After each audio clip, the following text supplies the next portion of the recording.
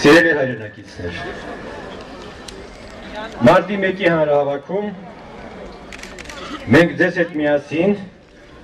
ընդունեցինք 15 կետից բաղկացած պահանջների ու գործողությունների մի իրավիճակային ծրագիր։ Մարտի 17-ի հանրահավաքում առանձնացրինք այդ ծրագրի իրականացման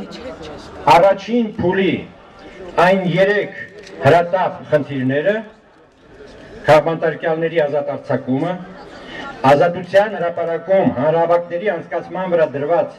ապօրինի արգելքի վերացումը և 2008 թվականի մարտի 1-ի սպանությունները բացահայտելու պատրաստակամության վերաբերյալ պաշտոնական հավաստիացումը, պահանջներ, որոնք անհրաժեշտ են իշխանության հետ ֆորմալ երկխոսություն սկսելու և հասարակության կողմից առաջ քաշված մյուս բոլոր խնդիրները լուծելու համար։ Պայմանավորվեցինք նաև, որ մենք իրադարձությունները չենք փութացնելու։ Գործելու ենք սահմանադրության ու օրենքների շրջանակում և մեր պահանջների իրականացմանը հասնելու ենք քայլ առ քայլ, սահուն ընթացքով, երկիրը զերծ պահելով սոցիալական ընդվզումներից ու քաղաքական ցնցումներից, ոչ ամենևին պայքարի հեղափոխական մեթոդների օրինականությունը մերժելու, այլ բացառապես Ադրբեջանի կողմից պատերազմի վերսկսման վտանգը չմեծացնելու նկատառումով։ Եթե ինչ-որ մարդիկ թերահավատությամբ են վերաբերվում այս մտավախությանը, ես կասկած անգամ չունեմ, որ Ադրբեջանը վայրկյան անգամ չի հապաղելու օգտվել Հայաստանում ծագած որևէ լուրջ խառնակությունից։ Թեև անցյալ հանրահավաքի բանավոր ելույթում ես հանգամանորեն անդրադարձա առաջին փուլում իրականացվելիք 3 խնդիրներին, սակայն հարկ եմ համարում չխուսափելով որոշ կրկնություններից, կրկին կանգ առնել այդ խնդիրների վրա, նրանց կարևորությունը լիովին բացահայտելու և Հայ ազգային կոնգրեսի ներկա պահին որդեգրած մարտավարությունը ողջ հասարակությանը հասկանալի դարձնելու նպատակով։ Որովհետև ես չեմ ուզում, որ դուք կույր հավատ ու անվերապահ վստահություն տածեք կոնգրեսի նկատմամբ, այլ որ այդ հավատն ու վստահությունը խարսխված լինեն բանականության ու համոզմունքի վրա, ինչից և առաջին հերթին կախված է ցանկացած մեծ գործի հաջողությունը։ Կարճ ասած, ես կուզեի, որ ձեզանից յուրաքանչյուրին ոչ թե հավատի ու վստահության, այլ սառը դատողության մակարդակով կատարելապես ընկալելի դառնար ինձ համար աքսիոմատիկ այն ճշմարտությունը, որ եթե թվարկված 3 խնդիրները մոտակա օրերին, կրկնում եմ, մոտակա օրերին չլուծվեն, ապա մարտի 1-ի հայտարարության պարունակած մնացյալ պահանջները երբեք չեն իրականանա և իշխանություն, հասարակություն, երկխոսությունն այդպես էլ չի կայանա, իջիկ դարձնելով ազգային համերաշխության վերականգնման ճանապարհով Հայաստանի միջազգային վարկի բարձրացման և արտաքին մարտահրավերների դիմագրավման թերևս վերջին հնարավորությունը։ Ու թեև այդ հնարավորության բացողման պատասխանատվությունը կընկնի առաջին հերթին իշխանության և ապա կողքից մեզ խանգարող տարաբնույթ ուժերի վրա, սակայն ողջամտության ու կարգապահության պակասի պարագայում մենք ևս ձեզ հետ միասին զերծ չենք մնա պատասխանատվության մեր բաժնից։ Ինչու ենք մենք առանձնացրել և առաջնային համարել հենց այս խնդիրները, որովհետև ինչպես ի վերջո նաև Եվրոխորհրդի համազեկուցողներն են հասկացել, սրանք են Հայաստանի քաղաքական միջավայրը թունավորող հիմնական գործոնները, եւ մինչև նրանք չվերանան, այդ միջավայրի առողջացման ու իշխանությունների հետ երկխոսություն սկսելու մասին խոսք չի կարող լինել։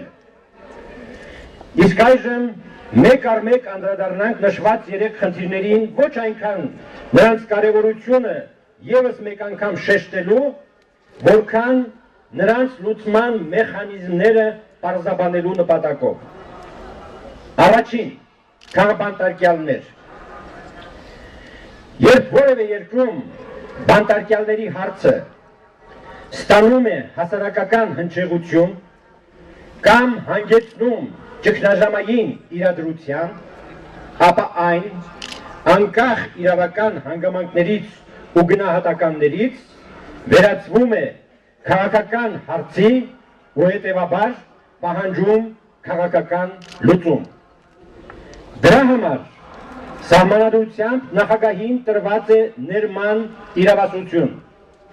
որը բացարձակ իրավունք է, այսինքն ոչ մի օրենքով չի կարգավորվում եւ ոչ մի օրենքով չի սահմանափակվում։ Ելնելով քաղաքական կամ հումանիտար նպատակահարմարությունից, նախագահը երբ եւ ում ուզի կարող է ներում շնորհել, առանց դրան արժանացողի մասին սեփական կարծիքը փոխելու կամ իր որոշումը հիմնավորելու եւ որևէ բացատրություն տալու։ Սա պետության կարգավորող գործառույթին առնչվող կարևոր մեխանիզմ է, որը սովորաբար կիրառվում է պայթյունավտանգ իրավիճակների հաղթահարման, պատանդների փրկության,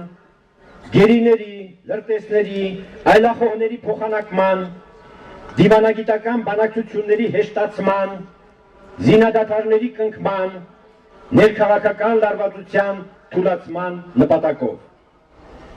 Կարելի է թվարկել պետությունների կյանքում նշված մեխանիզմի կիրառման բազմաթիվ դեպքեր, բայց բավարարվենք մի քանիսով։ Գրեթե ամեն տարի արաբա-իսրայելական հաշտության գործընթացը խթանելու նպատակով Իսրայելը ազատ է արձակում հարյուրավոր պաղեստինցի բանտարկյալների։ Ամիսներ առաջ Իսպանիայի արտգործնախարար Մորատինոսի միջնորդությամբ Կուբայի իշխանությունները ազատ արձակեցին շուրջ 60 քաղբանտարկյալի։ Նախագահներ Մուբարաքն ու Ասադը հասարակական կարծիքի ճնշման տակ, թեև ուշացած, վերջերս ազատ արձակեցին հազարավոր քաղբանտարկյալների։ Այս առումով բացառություն չի կազմում նաև Հայաստանը։ Հիշենք թեկուզ Ադրբեջանի հետ մշտապես տեղի ունեցող գերիների փոխանակումը կամ 1998-ին իրավիճակի փոփոխության հիմնավորմամբ տասնյակ դատապարտյալների ազատ արձակումը։ Նշված օրինակների լույսի ներքո ինքնըստինքյան հասկանալի է, որ ներկա իրավիճակում Հայաստանի քաղբանտարկյալների հարցի լուծման հարմարագույն միջոցը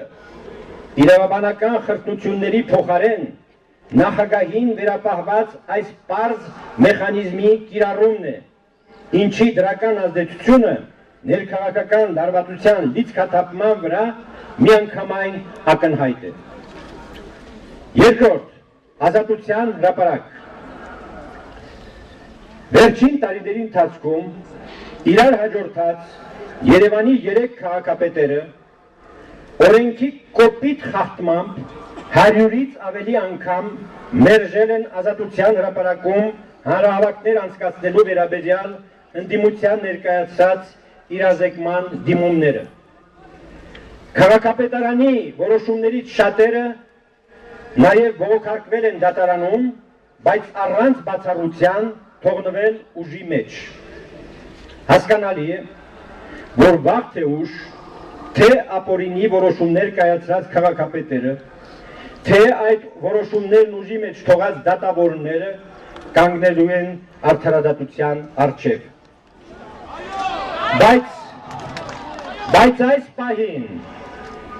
Բայց այս պահին դա չէ կարևորը, այլ այն, որ իշխանությունները ոչ միայն ցինիկաբար շարունակում են կատարել այդ աղաղակող ապօրինությունները, այլև խորհրդարանի միջանցքներում պտտվող խոսակցությունների համաձայն մտադիր են ազատության հրապարակը հայտարարել հանգստի գոտի և ընդհանրապես ընդգրկել քաղաքական միջոցառումների անցկացման համար արգելված տարածքների ցանկում։ Թեև հավաքների ազատության մասին Հայաստանի Հանրապետության նոր օրենքի առաջին ընթերցմամբ ընդունված օրինագծի համապատասխան հոդվածում, որը նախկինի համեմատ արդեն իսկ բավականին ընդարձակված է, ազատության հրապարակը դեռևս նշված չէ արգելված տարածքների շարքում, բայց դա արված է միայն հասարակությանը նախապես չգրգռելու նպատակով և այդ առաջարկը ըստ երևույթին արվելու է գաղթագողի օրինագծի վերջնական քվեարկությունից անմիջապես առաջ, եթե իշխանությունները իսկապես այսպիսի մտադրություն ունեն, ապա դա 2008 թվականի մարտի 1-ի սպանդից ու համատարած քաղաքական հալածանքների սանձազերծումից հետո կլինի նրանց ամենամեծ սխալը, որը ուղղակի կպայթեցնի երկրի առանց այդ էլ գերլարված ներքաղաքական իրավիճակը։ Եթե իշխանությունները մինչև հիմա չեն հասկացել, թե հայ ժողովրդի համար ինչ նշանակություն ունի ազատության հրապարակը, ապա ժամանակն է հասկանալ։ Դա ոչ թե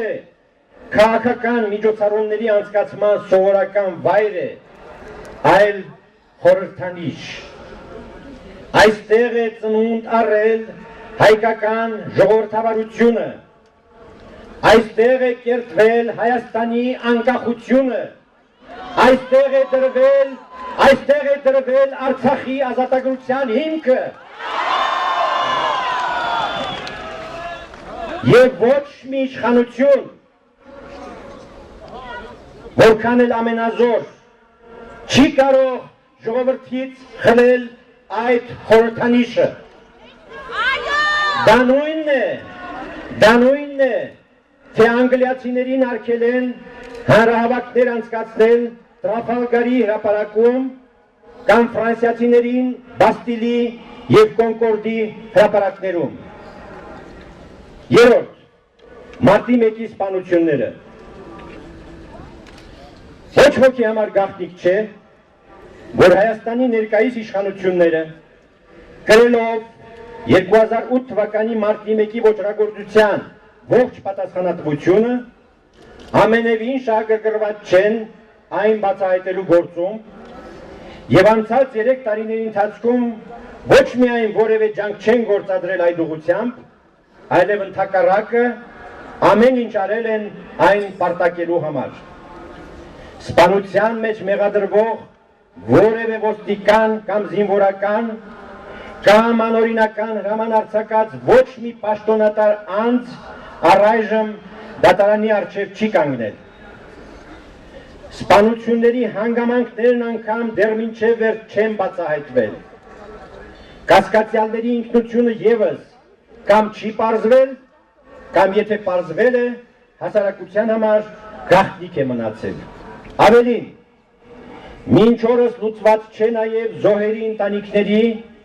և հրազենային ու բեկորային վնասվածքներից տուժածների լիարժեք նյութական փոխհատուցման հարցը։ Մենք միշտ էլ պնդել ենք, որ մարտի 1-ի իրադարձությունների քննության ամենաարդյունավետ ու անաչառ մարմինը կարող էր լինել անկախ միջազգային հանձնաժողովը, ինչը սակայն մերժվեց թե Հայաստանի իշխանությունների, թե միջազգային կազմակերպությունների կողմից։ Հարց է առաջանում, թե ինչու այդ բանը հնարավոր էր անել Հարիրիի ու Բհուտոյի սպանությունների պարագայում, բայց նույնը չի կարելի անել մեր դեպքում։ Ինչևէ, միջազգային հանձնաժողովի փոխարեն երկար դիմադրությունից հետո ստեղծվեց փաստահավաք խումբը, որի գործունեությունը սակայն անմիջապես խափանվեց իրադարձությունների վերաբերյալ նրա առաջին իսկ օբյեկտիվ զեկույցի հրապարակումից հետո։ Այսօր կրկին հրատապ է դարձել անկախ միջազգային հանձնաժողովի ստեղծման կամ առնվազն միջազգային փորձագետների ընդգրկմամբ փաստահավաք խմբի գործունեության վերականգնման հարցը։ Մարտի 1-ի էջի փակված լինելու վերաբերյալ պնդումները դատարկ խոսակցություններ են, որովհետև իրականության անտեսումը դեռևս չի նշանակում, որ այդ իրականությունը գոյություն չունի։ Մարտի 1-յան սպանդը մի այնպիսի ողբերգություն է, որը 100 տարի էլ անցնի հոկտեմբերի 27-ի ոճրագործության նման չի ջնջվելու ժողովրդի հիշողությունից և դրա իրագործողները, եթե ոչ քրեական պատասխանատվությունից, ապա առնվազն պատմության դատաստանից միևնույն է չեն խուսափելու։ Հետևաբար, քանի դեռ մարտի 1-ի ոճրագործության բացահայտման գործը տեղից չի շարժվել, այն շարունակելու է թունավորել Հայաստանի քաղաքական մթնոլորտը և լրջորեն խոչընդոտելու է ազգային համերաշխության վերականգնմանը, ինչից իշխանությունները պարտավոր են շուտափույթ կերպով լուրջ եզրակացություններ անել։ Որքան էլ չէի կամենա, բայց չեմ կարող չանդրադառնալ ևս երկու հարցի, որոնց թեև բազմիցս սպառիչ կերպով պատասխանել ենք, բայց նրանք համառորեն շարունակում են մնալ ներքաղաքական բանավեճի զինանոցում։ Դա հարկադրված եմ անել ոչ այնքան մեր ընդդիմախոսներին տարհամոզելու, որքան գլխավորապես հասարակությանը թյուրիմացություններից ու մոլորություններից հեռու պահելու նպատակով։ Ցավոք փորձը ցույց է տալիս, որ մեր իրականության մեջ ընդդիմախոսին տարհամոզելը անիմաստ զբաղմունք է, որովհետև որևէ բանական փաստարկ իզորու չէ խախտել նրա կարգախոսային տրամաբանությունը։ Ինչ ուզում ես արա, նա թութակի պես շարունակելու է կրկնել իր հանգիրքը և խուսափել փաստարկին փաստարկով պատասխանելու տարրական պահանջից։ Այս ամենն ասելով, ես նկատի ունեմ ոչ թե կոնկրետ մարդկանց, այլ բուն երևույթը, որը խեղում է քաղաքական բանավեճի էությունը և իրերի դրության մեջ հստակություն մտցնելու փոխարեն ավելի մեծ շփոթ է առաջացնում։ Ակնարկածս հարցերից առաջինը վերաբերում է մշտապես կրկնվող այն անհեթեթ պնդմանը, որ Հայ ազգային կոնգրեսը մոնոպոլիզացրել է ընդդիմության դաշտը։ Փորձենք անկեղծորեն ջանքեր գործադրել որսալու այս պնդման իմաստը, որ որևէ քաղաքական ուժ կարող է մոնոպոլիզացնել իշխանության դաշտը, ինքնըստինքյան հասկանալի է, քանի որ դա սովորական երևույթ է պետությունների կյանքում և ապացուցվում է անթիվ անհամար բռնապետական ռեժիմների գոյությամբ։ Իսկ որ ինչ-որ ուժ ի վիճակի է մոնոպոլիզացնել ընդդիմության դաշտը, դա արդեն այնպիսի հանճարեղ գաղափար է, որը կարող է ծագել միայն հայ քաղաքական մտքի անդաստանում։ Համենայն դեպս համաշխարհային քաղաքական մտքի պատմության մեջ նման գաղափար ինձ հայտնի չէ։ Ինչպես կարող էր Հայ ազգային կոնգրեսը մոնոպոլիզացնել ընդդիմության դաշտը։ վարչական ռեսուրսներով, ֆինանսական անսահման հնարավորություններով, տեղեկատվության սեփական էլեկտրոնային միջոցներով, արտաքին ուժերի աջակցությամբ, մրցակիցներին ահաբեկելով ու բանտերը նետելով, թե հոգեխանգարմունքի ու նևրոլինգվիստիկայի արվեստով։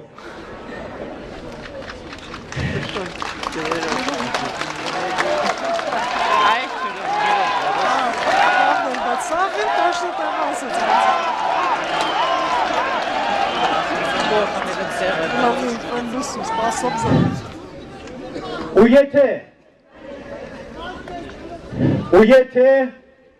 այս ամենը չունենալով եւ ընդհակառակը 3 տարի շարունակ ենթարկվելով դաժանագույն քաղաքական հալածանքների կոնգրեսին հաջողվել է ընդդիմության դաշտում գրավել գերիշխող դիրք, ինչը իրենց վերոհիշյալ պնդմամբ փաստորեն խոստովանում ու հաստատում են նաև մեր ընդդիմախոսները, ապա դրա պատճառը պետք է փնտրել բոլորովին այլ հարթությունում։ Այդ դիրքը կոնգրեսը ձեզ հետ միասին վաստակել կամ ձեռք է բերել անհրաժեշտ ինտելեկտուալ կարողությունների դրսևորման, ամենօրյա տքնաջան աշխատանքի, համառ ու հետևողական պայքարի, ժողովրդի հետ երկխոսելու ունակության, զոհողությունների գնալու պատրաստակամության եւ վերջապես կազմակերպվածության, կարգապահության ու նպատակասլացության շնորհիվ։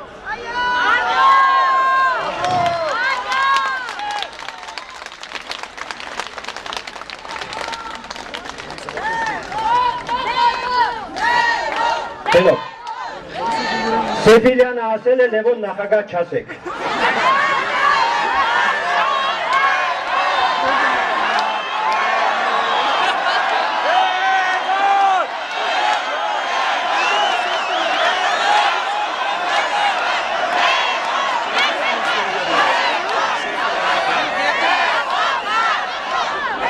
Սա էլ կոչվում է մեր պատասխանը Չեմբերլենին։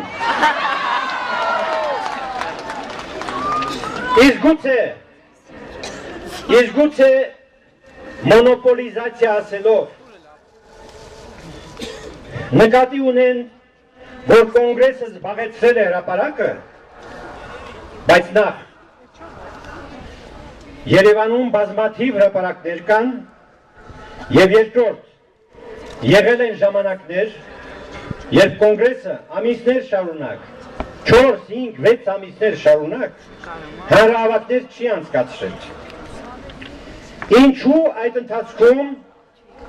որևէ ուժ չի փորձել զբաղեցնել հրապարակը եւ վերացնել մոնոպոլիզացիա ասվածը։ Եթե այս բացատրություններից հետո էլ շարունակելու են պնդել, թե կոնգրեսը մենաշնորհ է հաստատել ընդդիմության դաշտում, իրենց գործն է, թող պնդեն։ Ես այլևս երբեք այս խնդրին չեմ անդրադառնալու, որովհետև ոմանց կողմից կոնգրեսին հասցեագրված այդ դատարկ մեղադրանքը իրականում ոչ այլ ինչ է, եթե ոչ սեփական ապաշնորհությունը արդարացնելու էժան միջոց։ Մյուս հարցը, որը մասամբ բխում է նախորդից, առնչվում է Հայաստանի քաղաքական դաշտում երրորդ ուժի ստեղծման անհրաժեշտության մասին չդադարող խոսակցություններին։ Փորձենք հանգիստ, ինչպես նախորդ դեպքում, հասկանալ նաև այս գաղափարի իմաստը։ Նախ եւ առաջ արձանագրենք, որ եթե խոսվում է երրորդ ուժի ստեղծման անհրաժեշտության մասին, դա Դա նշանակում է, որ այդպես խոսողները ընդունում են, որ առայժմ գոյություն ունի երկու ուժ, իշխանությունը և հայ ազգային կոնգրեսը։ Դրա համար շնորհակալություն հաջողակցության համար։ Երկրորդ, այդ դեպքում հարց է առաջանում, թե ինչու 3 տարուց ավելի տևող խոսակցությունների ու նույնիսկ փորձերի արդյունքում այդ երրորդ ուժը այդպես էլ չի ձևավորվում։ Ով է մեղավոր։ Բնականաբար հայ ազգային կոնգրեսը, որը, ինչպես արդեն նշվեց, երրորդ ուժականների կարծիքով մոնոպոլիզացրել է ընդդիմության դաշտը իր ետևից տանելով ժողովրդին։ Ինչ մեղքներս թաքցնենք։ Այո, կոնգրեսը իսկապես իր ետևից տանում է ժողովրդի մի զգալի հատված, մի զգալի զանգված։ Նրա հանրահավաքներին վերջին շրջանում մասնակցում է ավելի քան 100,000 քաղաքացի։ Ինչ է, սրանով հայ ժողովուրդը սպառվեց, ուրիշ 100,000 չկա, Հայաստանի չափահաս բնակչության թիվը կազմում է շուրջ 1,800,000 մարդ։ Դա նշանակում է, որ երրորդ ուժի հավակնություն ունեցող առնվազն 18 կազմակերպություն կարող է համախմբել 100,000-ական մարդու։ Այսինքն, Հայաստանի մարդկային պոտենցիալը տվյալ պահին բավարարում է ստեղծել ոչ թե մեկ, այլ 18 երրորդ ուժ։ Այդ դեպքում, ինչու այսքան խոսակցություններից հետո, թեկուզ դրանցից մեկը չի ձևավորվում։ Դա, իմ կարծիքով, տեղի է ունենում հետևյալ պարզ պատճառով։ Երրորդ ուժի դերի հավակնորդները ուզում են իրենց նպատակին հասնել ոչ թե հասարակության հետ տարվող երկարատև ու համառ աշխատանքի և նրա վստահությունը շահելուն ուղղված հսկայական ջանքերի գործադրման գնով, այլ պարզապես կոնգրեսին վարկաբեկելու ու նրան ասպարեզից հեռացնելու հեշտ թվացող ճանապարհով։ Նրանք համոզված են, որ եթե կոնգրեսը գոյություն չունենա, իրենք ինքնաբերաբար հենց այդ պահին կգրավեն նրա տեղը և երրորդ ուժի հավակնորդներից միանգամից կվերածվեն երկրորդ ուժի։ Նույնիսկ չեն էլ թաքցնում, որ իրենց նպատակը ոչ թե իշխանության, այլ հայ ազգային կոնգրեսի այլընտրանք դառնալն է։ Սա հայտարարել են բազմիցս, և սա բնական է, որովհետև, ինչպես ցույց է տվել Հայաստանի անկախության շրջանի պատմությունը, երրորդ ուժ կոչվածը վերջին պահին միշտ էլ անցել է ոչ թե ընդդիմության կամ ժողովրդի կողմը, այլ լծվել իշխանությունը բռնազավթողների կարգին։ Այդպես է եղել 1998, 2003 և 2008 թվականների նախագահական ընտրությունների ժամանակ և հավանաբար այդպես է լինելու նաև հաջորդ ընտրություններում։ Թեև բարոյական առումով մերժելի, բայց զուտ ժողովրդավարության տեսակետից սա չի կարելի դատապարտելի արարք համարել, իրենք են որոշում։ Երրորդ ուժ կոչվածները իրենք են կատարում իրենց ընտրանքը։ Դրա համար սակայն, վճարելով սեփական վարկանիշի կորստյան կամ նույնիսկ քաղաքական դիակի վերածվելու գնով։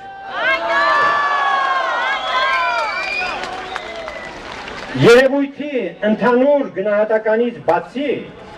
կա նաև մի կոնկրետ հանգամանք, որով բացատրվում է երրորդ ուժի կողմնակիցների այսօրվա ակտիվացումը։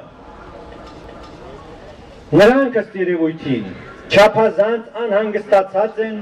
իշխանության և կոնգրեսի միջև երկխոսության կայացման հեռանկարից, որի հետևանքը կարող են լինել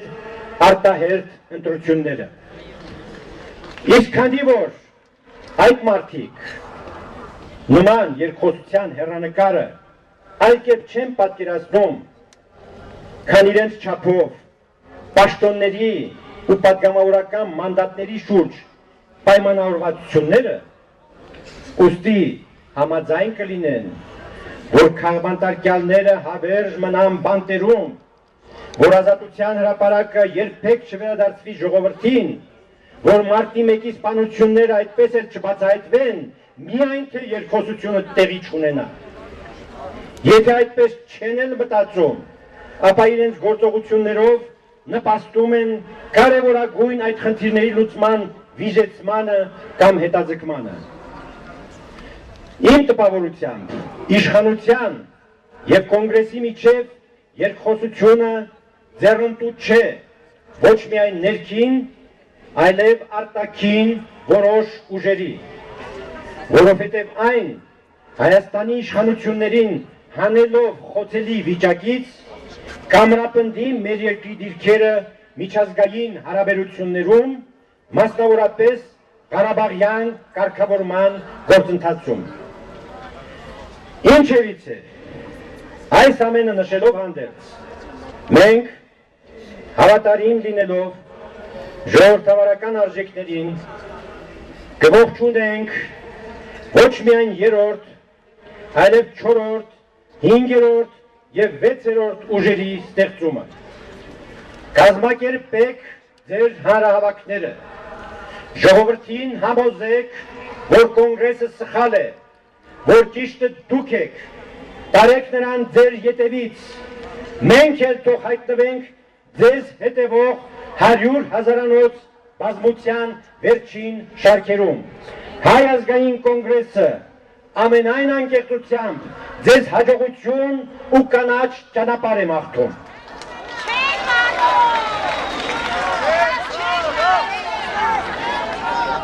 Ամփոփելով ելույթս, ես ուզում եմ մեկ անգամ ևս հստակեցնել մեր քաղաքական օրակարգը։ Մենք ակնկալում ենք, որ մինչև հաջորդ հանրահավաքը, որ կկայանա ապրիլի 28-ին, իդեպ մենք նախատեսել էինք այդ հանրահավաքը անցկացնել ավելի շուտ, ապրիլի 22-ին, բայց նկատի ունենալով, որ դա համընկնում է Զատկի ավագ ուրբաթին, մենք տեղափոխեցինք ապրիլի 28։ Ուրեմն հաջորդ հանրահավաքը, որ կկայանա ապրիլի 28-ին, հանուն երկխոսության մեր կողմից առաջ քաշված 3 նվազագույն պահանջները, կրկնում եմ, մինչև ապրիլի 28-ը, որոնք են քաղբանտարկյալների ազատ արձակումը, ազատության հրապարակում հանրահավաքներ անցկացնելու իրավունքի վերականգնումը և մարտի 1-ի սպանությունները բացահայտելու պաշտոնական հավաստիացումը, այս պահանջները պետք է մինչև այդ օրը կատարված լինեն։ Եթե դա տեղի չունենա, ապա Հայ ազգային կոնգրեսը սպառված համարելով երկխոսության հնարավորությունը հարկադրված է լինելու կտրուկ փոխել իր մարտավարությունն ու գործողությունների բնույթը։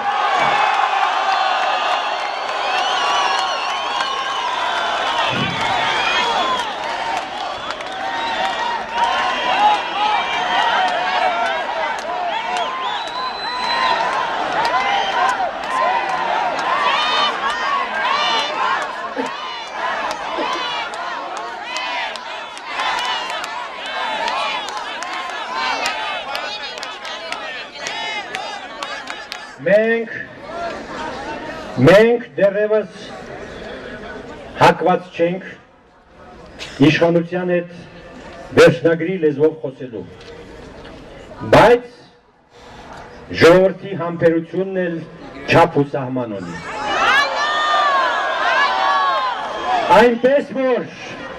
Այնպես որ